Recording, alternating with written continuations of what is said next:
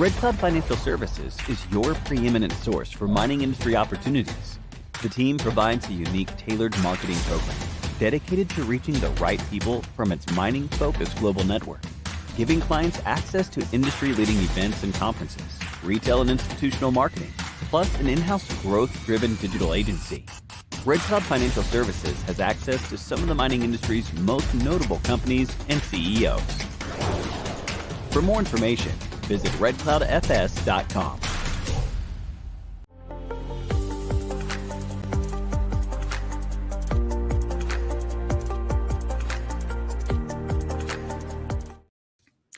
Good morning and welcome to Digging Deeper with Red Cloud. I really want to appreciate Red Cloud for bringing us a great guest that's so timely as well. We're seeing this nuclear and uranium renaissance. People have been talking about it for a while, and it's starting to come to fruition. And I'll just kind of put that as a note today, right in the news. You know, COP28, U.S. and U.K. to push pledge to triple nuclear power by 2050. So that's just from COP28. That's a lot to build into here, but we've got John DeJoia, who is a director at Strathmore Plus Uranium. He's a director and PGO. So this is the person here that finds all the properties. This is part of a bigger umbrella of a story, and I'll let John tell us all about that. But John, thank you so much. I know you've got a cold, and I really appreciate you being here and to tell us about what's happening with Strathmore and uranium in general. Well, we're pretty excited. We have been for 20 years or so. You know, we started out as Strathmore Minerals. Now we're Strathmore Plus. And we are very optimistic of what's going to happen in the uranium industry. We feel it's got the potential to move forward this time. The properties are out there. The people are still out there. You know, one of the problems you always have is getting experienced people who are dedicated to the process. And, you know, I'm a firm believer in nuclear power.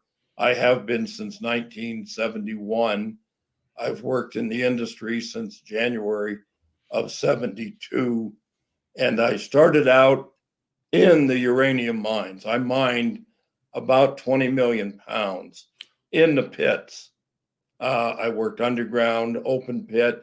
I actually excavated a previous solution mined area, ISR. And I believe I'm probably the only one that has ever done that.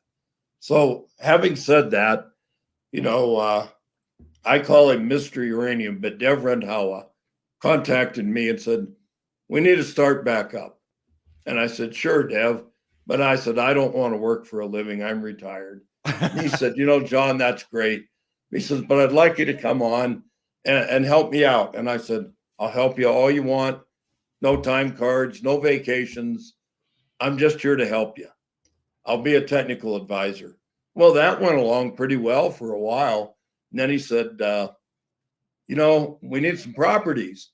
And I said, sure, what do you need? He says, we need stuff in Wyoming. Well, that's where I started working. That's where my experience was. So I was very happy to hear that. I'm very optimistic about Wyoming, the future there, the ore bodies that are, or I say ore bodies. Right now, I view them as ore bodies. We have to have an economic constituent, and I think we do right now. And I see nothing but an upscale process ahead. So we're very big on uranium. I brought 3 properties in. I brought in our senior vice president of exploration. He worked for us in the previous Strathmore Minerals. We feel great about not only our properties, but other properties in Wyoming and the world for that matter. This is an up and coming uranium market. And this is unique as well because most people think Athabasca Basin, and of course you mentioned you know your beginnings here. And if we bring up slide 9, we can look at the umbrella of companies that have come through with Strathmore. Of course, F3 and Fission, amongst others, and that's where people start to think more of where Cameco is up in Athabasca Basin. But this is interesting because you're focused on Wyoming. So a lot of people may not realize that's a significant opportunity. And also, there's definite benefits to be having hopefully a resource or hitting some good numbers and increasing potential resource in the United States to be a feeder system directly for the United States. Well, all good animals need a backbone. Sorry to say that, but that's part of the evolutionary process. You also need a way to feed yourselves, and having the Athabasca region is the backbone in North America. Being able to develop properties, a lot of people call them low-hanging fruit. They're certainly not low-hanging fruit. They're easier to develop along accepted methodology. Having uranium out there gives you a place to feed this organism. And that's the way we view it. We need Wyoming to develop so that we have our backbone in the Athabasca Basin. Having that resource in Canada allows us to develop these resources in Wyoming. I mean, a good, and it's also, in your presentation, I kind of know as well, is that power companies like Bill Gates and Warren Buffett, they've chosen, Wyoming to launch a Natrium nuclear reactor. And also the U.S. Department of Energy is putting, $2 billion into the region as well. Is it $2 billion into actual Wyoming or just in general? Well, I think Wyoming in particular, the whole country in general, but we've had an awakening in our country, the world for that matter, that it is a part of the green solution. I know a lot of people were scared in the previous few cycles that we've gone through, but the one thing that's come of it is we've proven that we can handle the emergencies that have happened.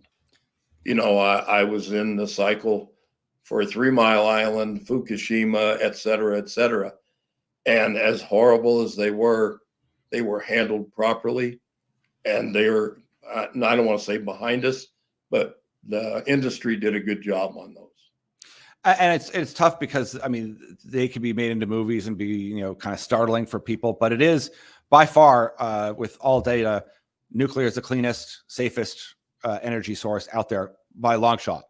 And of course, there's, competing interests, whether it's oil and gas, where there's other types of energy that want to mix that up a bit. But it is nice, especially with the headline too, coming out of COP28, of this acknowledgement now by not only the Nuclear Association of Energy finally being heard, scientists reiterating, no, listen, this is part of the solution. We need to move forward. Then what does that look like? And it's so important that Canada plays that role because, yes, Kazakhstan has massive deposits, has very, kind of low-hanging fruit to some degree, but we have a lot of geopolitical issues that are not resolving themselves anytime soon or very quickly. No, these issues are worldwide, and all of us companies that are involved in the nuclear fuel cycle need to be involved, and instead of just sitting back silently in a reactionary mode. I'm very, very pleased to have Dev on my side. Like I said, I call him Mr. Uranium, and sometimes he laughs at that, and sometimes he says, wow, that's pretty neat. But here's the thing. He's kept a positive attitude since the start of the original Strathmore. He has kept the people in mind, the deposits in mind. He knows how to make it happen. And that's why I'm happy to be part of Strathmore. We are making things happen. I look around and I see a whole bunch of companies just sitting out there with great deposits. We took 3 possibles, and we just finished the drilling at Agate, and it looks like we are going to be able to advance this property to a resource stage as an ISR property. It's right across the road from where I mine 20 million pounds of uranium. Same system, same geologic regime, same challenges. And here's the most important part, the same friendly climate. The people, the environmental issues, the regulators, all friendly towards uranium. And you had said before, we're going to get to, you guys have mapped out, 2023 and 2024, like kind of highlights and milestones that you're going to be hitting, the drill, how you're spending. And you had said, listen, you need that for permitting nowadays anyway. Like I was impressed with the map that you have for people to go, okay, well, what do I need to look forward to? And we'll pull that up near the end of our chat. But you're saying, you need to have that nowadays, that plan set in stone so that you don't run into any hiccups, even when you have a very mining friendly place like Wyoming. You can't afford the hiccups. Yeah. 1 week delay in a permitting process, when you start to factor that out for the life of the project, can delay a project by years. You have to have an exploration permit before you can find out what you have. And to miss a date, to miss a project because of weather, those all affect you in the long run. Now, also, people may not know, but I mean, China has plans to build 150 new reactors in the next 15 years. That is a startling number. I mean, it makes sense to me that the required clean energy and the amount of energy that's going to be needed as we move forward, and kind of the deficit that we're seeing, especially if you say, let's take out oil and gas and stop using it. Well, what are we going to fill that in with base load? That's just China. We're seeing that the U.S. Department of Energy, they have very aggressive plans, even considering that they're going to add 13 gigawatts annually. Well, the Chinese are very aggressive, but they're realists. We all need the energy for our future generations. I'm sorry, what we've had has been easy. Now it's going to be a little tougher. The constraints on the industries have gotten more and more strict every day. The process of permitting is a mountainous obstacle that you have to climb. When you get to the top, you get down the other side, and there's another mountain to climb. But that's just the way it is. Having good people, good projects, and good management is the key to this. And it really, I've said it too many times before, you have to have all of it. I mean, especially in mining, because a lot of things can go wrong, but you guys have it. I mean, you've got a proven system over time with all of these companies that have branched out and added value and created shareholder value that's obviously kept that shareholder base very happy, even through tougher markets and tougher cycles, where finally someone who's new can get into this renaissance and go, oh, I'm not too late. I can get involved in this as well. And I know you're a geo, but let's try to think of some of the more generalist people out there. What about these, maybe just remind people the 3 projects here in Wyoming that you find so compelling? Yeah, our 3 projects are very compelling. Our first one that we acquired was Beaver Rim. It's deep, adjacent to the Gas Hills, which was the biggest producer in Wyoming. We could not drill there this year because of the road situation. The last winter was so horrific, wiped out all the roads. We couldn't get them built in time. So it's been pushed back. The next property that we acquired was the Agate property. And like I said, it was right across from the road where I worked for 10 years. And I'd watched them drill there, Kerr McGee drill there for years. Anyway, we just finished our drilling season there. We hit uranium mineralization in 93% of the holes. Wow. Now, I've got a smile on my face because that includes trying to find the outer edge where the zeros are. So we were really excited with that and look forward to analyzing the data, planning out next year's drill targets. We'll be doing equilibrium work on all of our properties probably next year so that we know where we stand with our logging. The last property we acquired was the Night Owl property, and it was an odd property. It's in the Mississippian Madison limestone, totally unrelated to roll front deposits. We did some work up there found where the oxidation system has moved, identified some more targets, and we're looking forward to do a little bit more work next summer to define what we have up there. So maybe we'll pull up that milestone kind of that people can look at to see, all right, we know this is going to be results. You have to analyze all of these results as well, and that do the kind of the data gathering stage to pick next targets. But this is very handy for people to look at too, because I always ask, okay, what are people looking forward to? What should they be watching for? And you guys have it spelled out right here, which is great. And listen, you can reach out to me, or you can, of course, I'll pass along to you guys if they want this exact slide, or if they want the presentation. We're happy to do that. Yes, we'd love to have people take a close look. We're proud of our properties that we have. When Dev and I talked about this, one of our goals was to add inventory to the world's supply, not buy an old property with known resources. We started fresh. They were previously owned and there had been work done, but there was no resource carried and there was no ownership currently. So we got in for basically the price of staking claims. That's great. And of course, yeah, you can see the money's going into the ground. I think you did a raise back in September, 2.5 million or something, or 2 point something million. So you got money in the bank, you're moving forward, and you've got the data coming in. So you're sitting in a very nice place right now. We got money in the bank. We have properties that, like I said, agate looks like it's going to end up generating a resource and going forward. We don't know on Night Owl yet. We don't know on Beaver Rim, but Beaver Rim is another one of our old properties. We had drilled up there previously.